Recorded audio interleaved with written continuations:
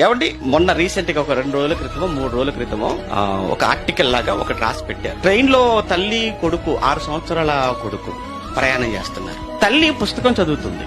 6 సంవత్సరాల వయసులో ఉన్నటువంటి కొడుకు వాడు కూడా ఒక పుస్తకాన్ని చదువుతున్నాడు.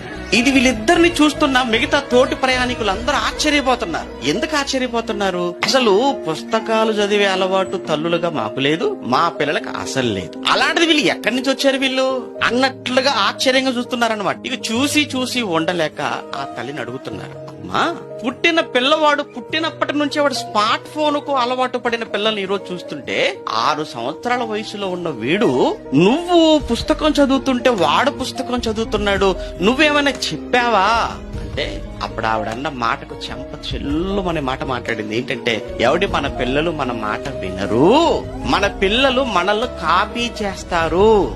నువ్వు ఏం చేస్తే అది నీ పిల్లలు చేస్తారు.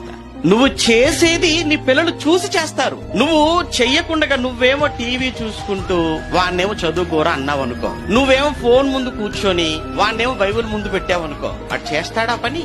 చెయ్యాలి. మరి వాడు బైబిల్ తీయాలి అని అంటే నువ్వు బైబిల్ ఓపెన్ చెయ్యి. వాడు బైబిల్ చదవాలంటే ముందు నువ్వు బైబిల్ చదువు. వాడు పాట పాడాలంటే ముందు నువ్వు పాట పాడు. వాడు మోకరించాలి అని అంటే ముందు నువ్వు మోకరించు.